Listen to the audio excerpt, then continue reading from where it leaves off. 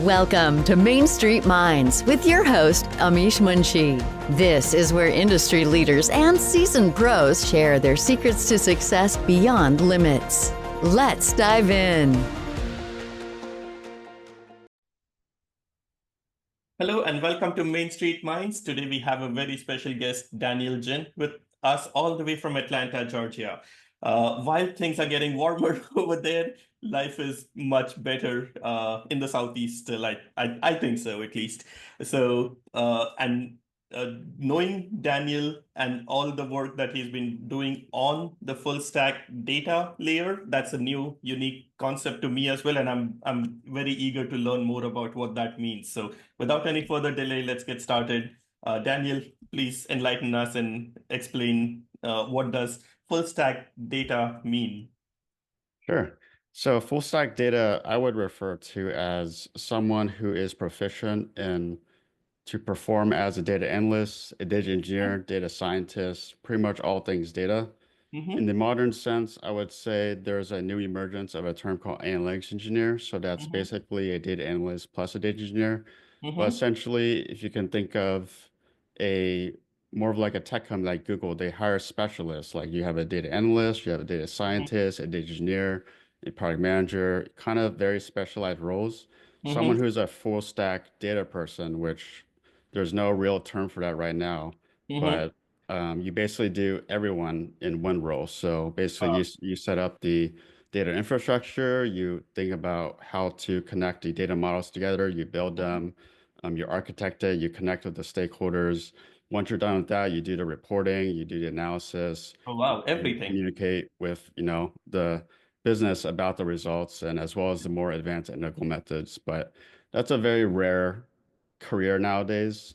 Before there was something called a full stack data scientist where you kind of do that, but you have more focus on machine learning, advanced analytics, statistics.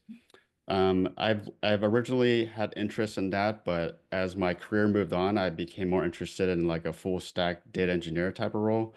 So pretty much everything except the machine learning statistical analysis focus.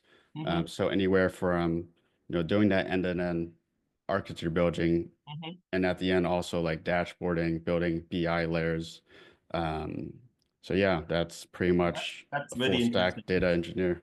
It's a lot of responsibility, right? Like honestly, data is everything, practically, right? We can have computing algorithms on doing something, but if you don't have the actual data, like what's the use, right? If Yeah. Yeah, yeah. garbage in, garbage out. It's become increasingly more important. And obviously, the last few years, AI has been advancing, and you need good training data to have the AI output anything good. Mhm. Yeah, yeah. Cool. So tell us a little bit more about how you got interested in doing something like this. Sure. So originally in college, I wanted to do something more practical. I wanted to do something that would be more not so theoretical. That was the disconnect I had there. And that's originally when I came upon biostatistics. I had an interest in medicine, so I wanted to analyze in the medical context. It wasn't until later, after I dropped out of grad school, I actually worked in the call center, attempted programming for a bit, Mm-hmm. and then it came to a point where like, okay, well, I don't like where I am right now. So what can I do to get out?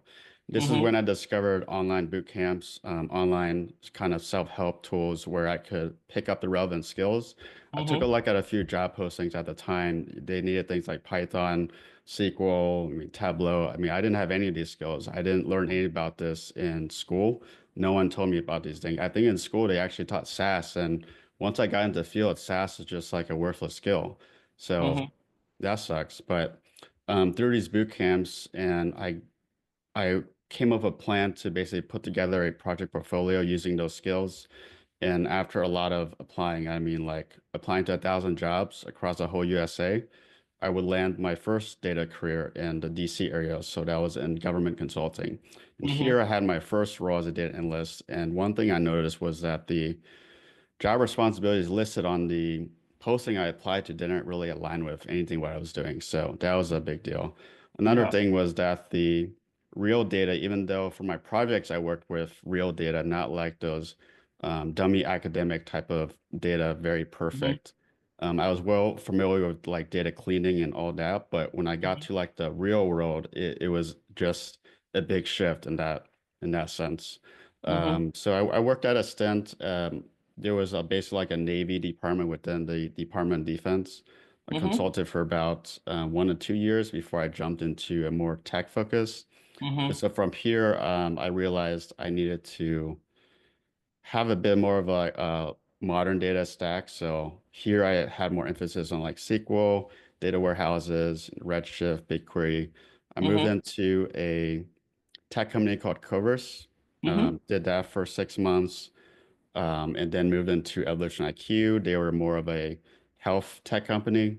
Mm-hmm. Here where I got to develop more modern skills like DBT, work with BigQuery, where used Mm-hmm. Dagster as orchestration.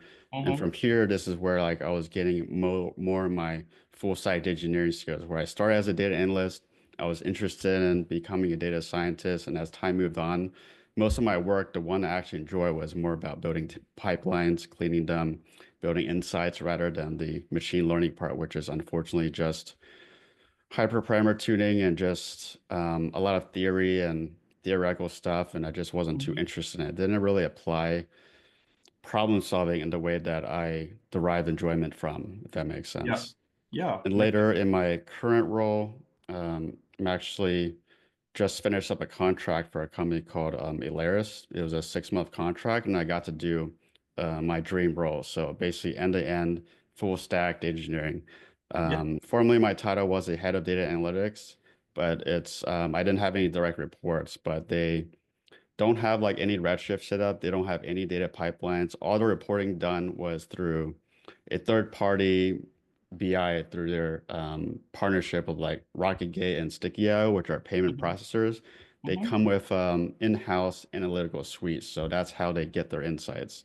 And Mm-hmm. so what I did was to extract from each one of these sources, including their marketing data through REST APIs. So that's a bit of a data engineering part. Something called batch processing. So every day you kind of grab these from the REST APIs into a data pipeline, Mm-hmm. orchestrated through Dagster, so it'll run automatically. Then based on a bunch of sensors, which I set up within Dagster, it will trigger downstream jobs. And Mm-hmm. this will ultimately transform the data, put the data into S3, move into Redshift. And then here is where I applied some data architecture. So using dbt, I would create a layered architecture from the like staging to clean to canonical, dimensional, semantic, and reporting. And that Mm-hmm. builds a sort of a like a data mart combining all these different sources together. And from Mm-hmm. there, I piped them into Python reports where I would use these finalized tables to make insights for them. So they had a number of different reports that they needed. So I built all those reports, including piping this data into like a dashboard where they can view these insights Mm-hmm. live. And Yeah. so, yeah, that was about 6 months of work there. They had some pretty interesting data. So Rocket and Sticky IO, since they're more of like a merchant, they need a payment processor. That's where all the transaction data came from, including like fraud related transactions. They needed help identifying those. And then they Mm-hmm. also had a lot of refunds, customer data.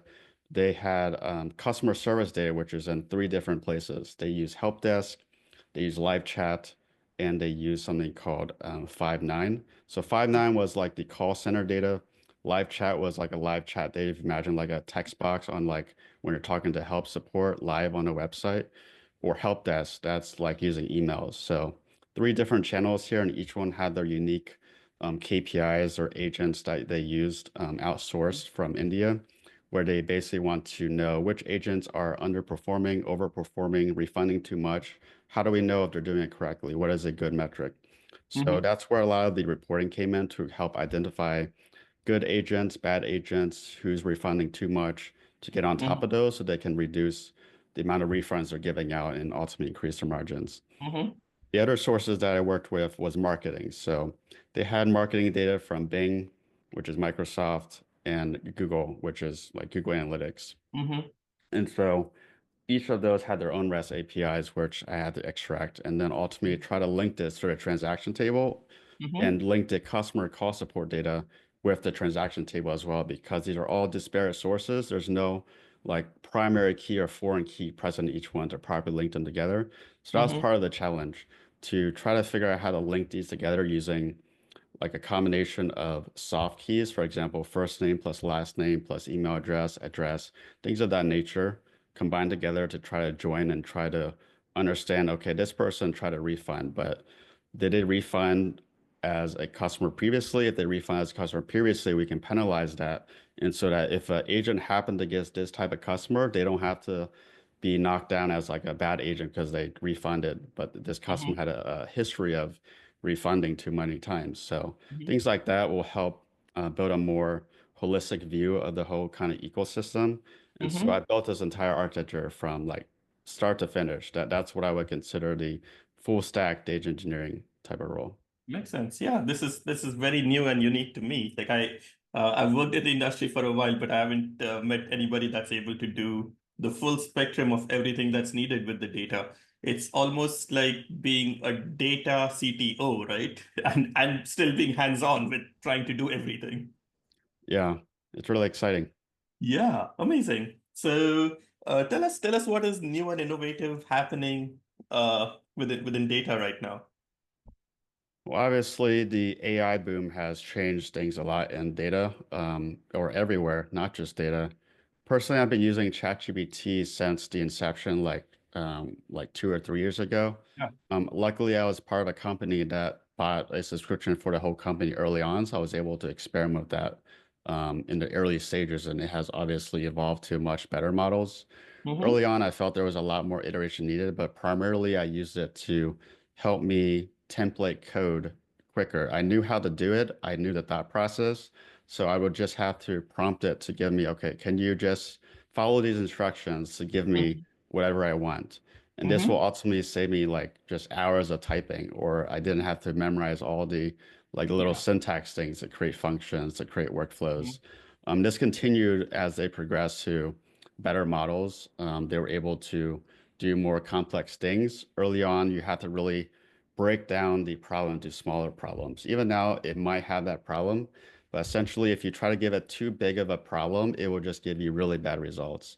But if you Mm-hmm. give it a very specific problem, a subset of the larger problem you're trying to solve, and give it enough context, it's able to give you a fairly accurate um, solution.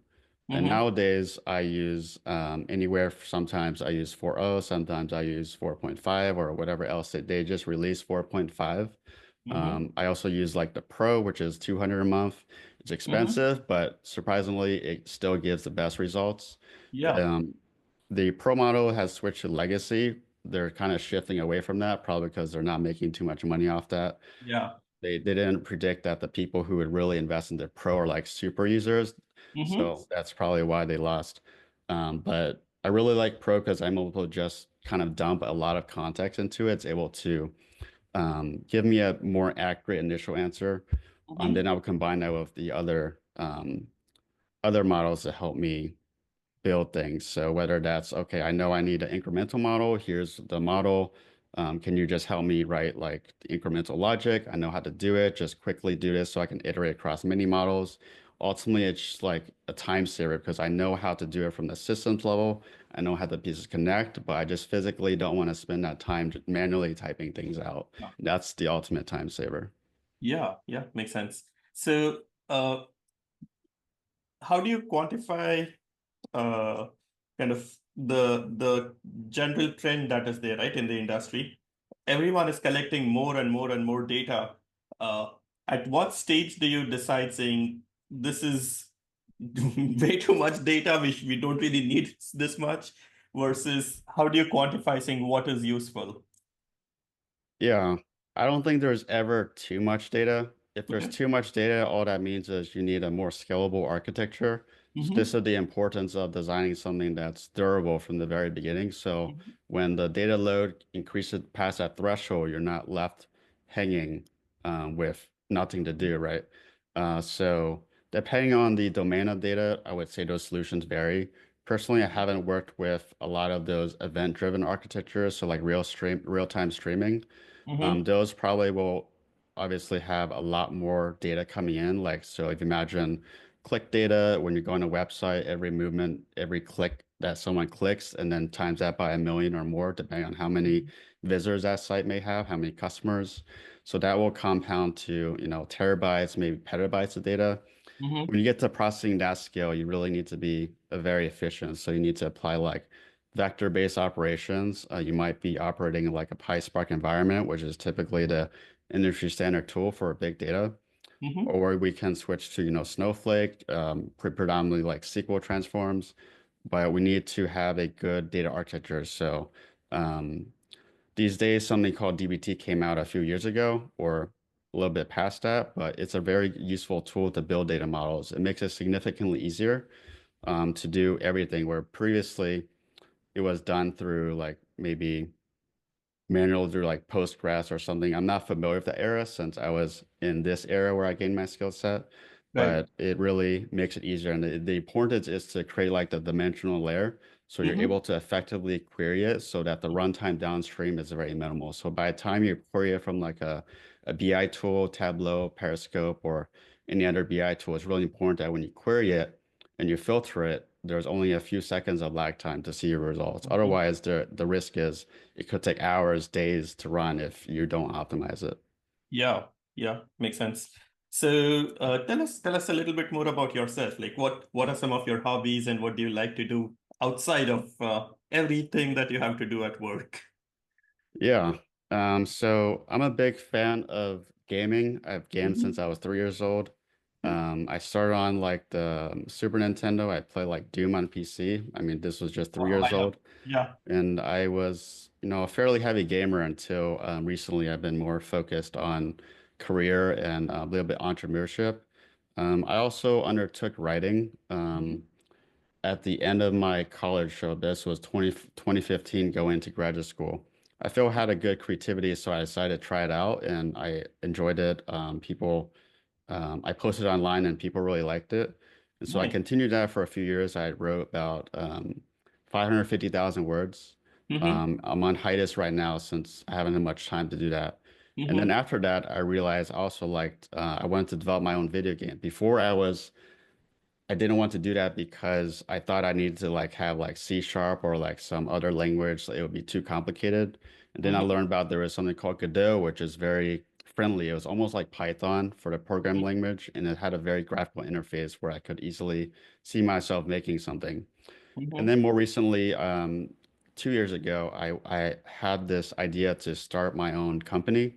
And this was because I realized a pattern that wasn't being solved. So Mm-hmm. if you can imagine when I first got into the field, I did like these boot camps, online courses, Mm-hmm. and then I got into a problem where, well, I have experience now. I know how to use these tools. I know I can do the job, but no one was really recruiting me for the job. I had to apply thousands of times. They kept telling me, "Do you have, 2 years of experience? You have 1 year Yeah. experience?" I mean, for entry level job, of course.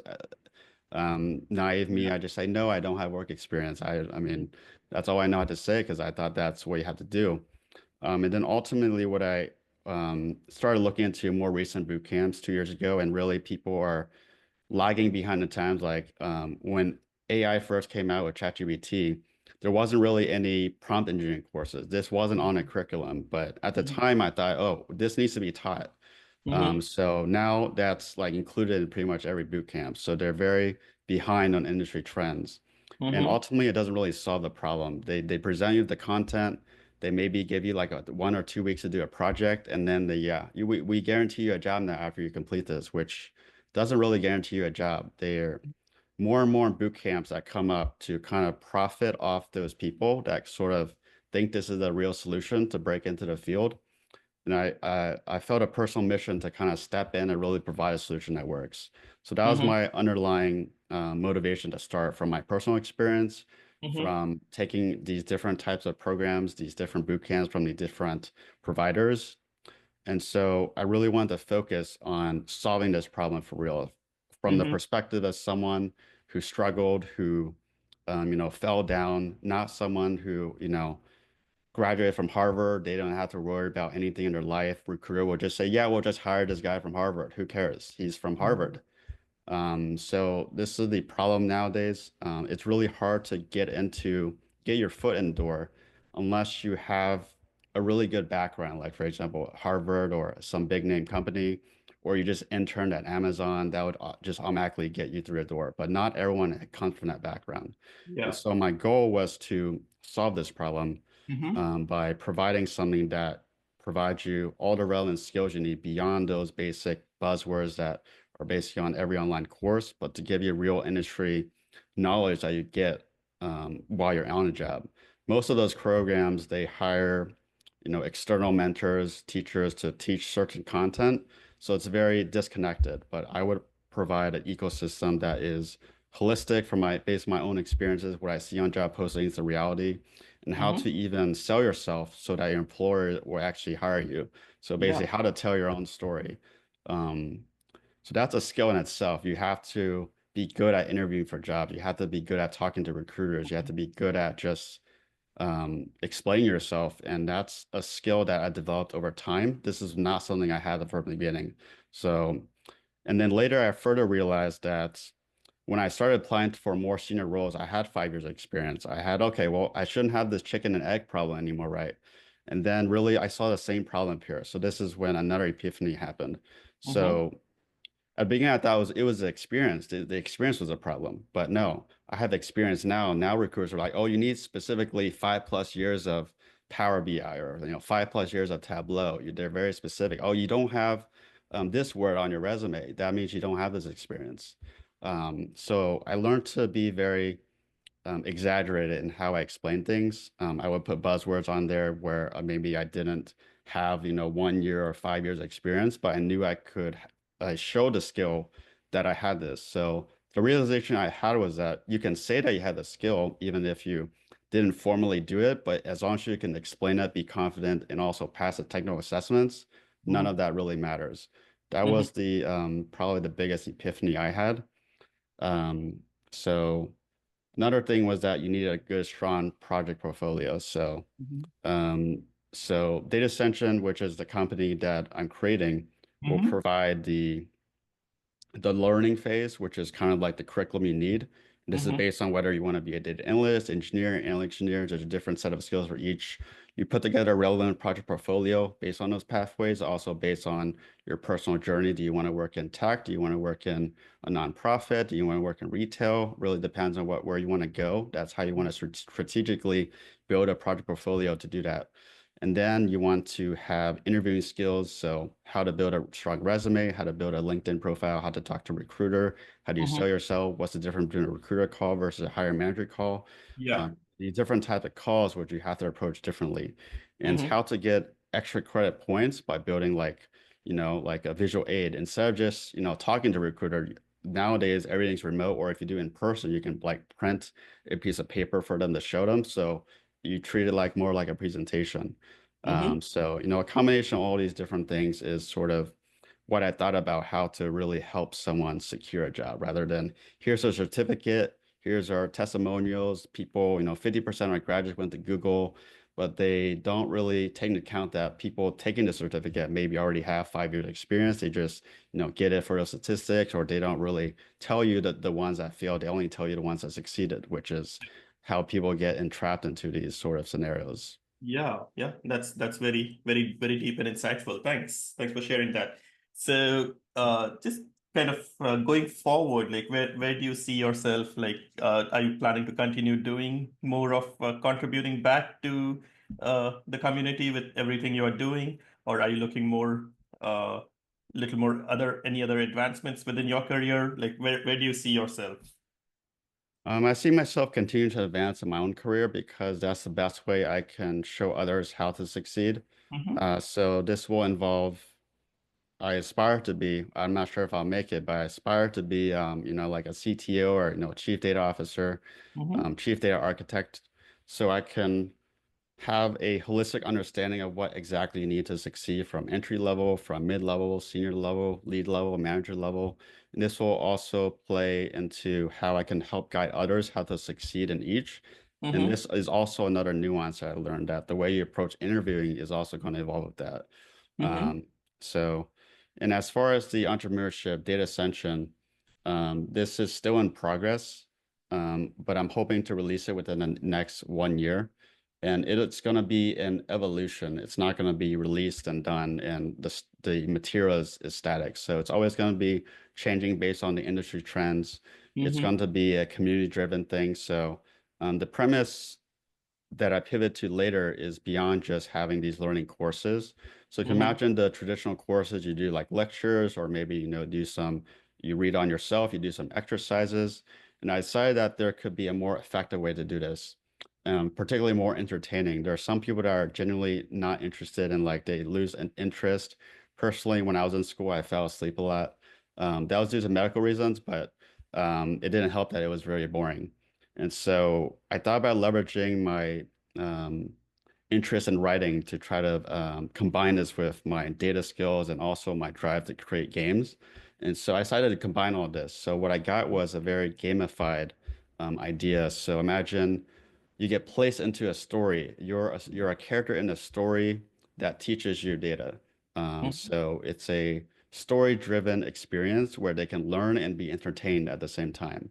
So that's kind of the new approach. And what this solves is try to make learning fun and interesting, more engaging, apply it in a way that people would understand, instead of like, hey, this data concept, I can explain it very simply, but do you really understand it? What people really need are analogies to things that they understand.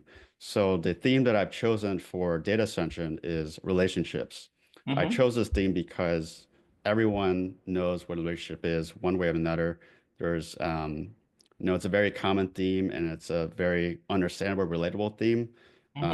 So it's a theme that no matter if you're a gamer, you're single, maybe you're struggling dating, or you're married, or you're in a relationship, all those things, they will be able to understand something about relationships.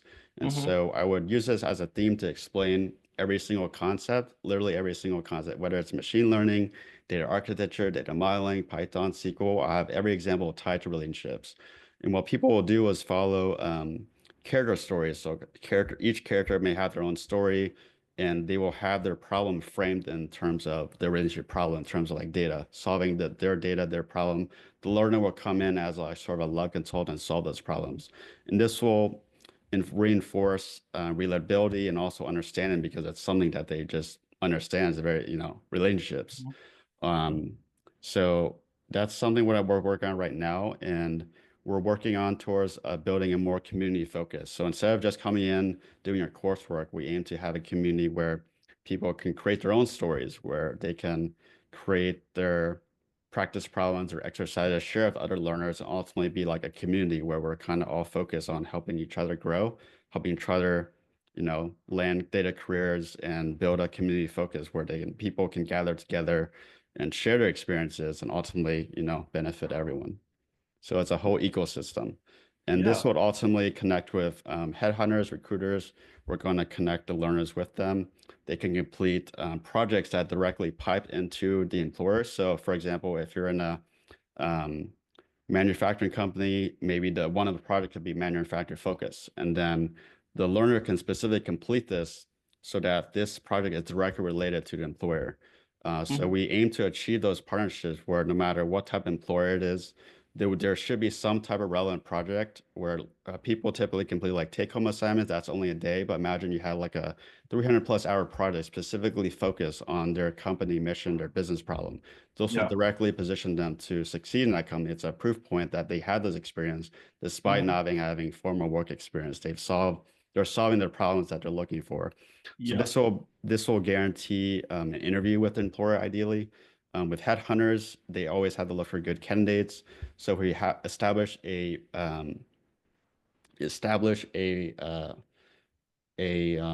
recognition that we're consistently producing good candidates.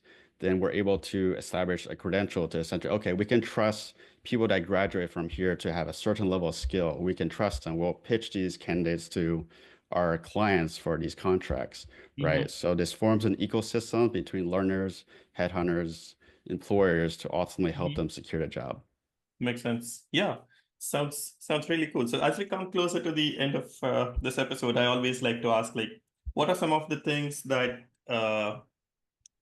you would like if somebody wants to pursue the same path that you are doing, what are some of the things that they should be focusing on? The thing that they should really be focused on is enhancing your interview skills, not necessarily the skill set, because the skill set you need to get the job is completely different than the skill set you need to do the job. Of course, you need to do the job well, but less people are focused on that because they think, well, if I can do the job, I had skills, I should be able to get the job right. And that's sort of the problem I was solving with Data Ascension. And so, I mean, self-insert, well, you should check out Data Ascension. It may help you. But yeah, the focus on interview skills is really key here. Makes sense. Yeah. So any other final final thoughts that you would like to share with the audience on in general about the industry? Specifically the data industry or just the tech industry? Just the tech industry. Yeah, tech and It could be data specific or it may not be. yeah. Well, I can comment on data industry. I think the data industry is booming despite people claiming that AI is going to take everyone's jobs. The one thing that's ever really increasing in high amounts is the amount of data that people have. Companies, they're just learning how to use their data. Older companies are still haven't have proper data architecture to support any insights. They don't prioritize data, treat data like a third world country citizen type of thing, where more companies are moving towards like a data first culture. In this positions, I think a growth in the data market, particularly data engineering or analytics engineering, is probably where the market's headed due to the high volume of data and the focus on data. I believe that's the if someone had to pick a role that's most likely to have roles in the future and roles now, it would be data engineering, analytics engineering, rather than a data analyst or a data scientist. Oh yeah, yeah, makes absolute sense. Yeah.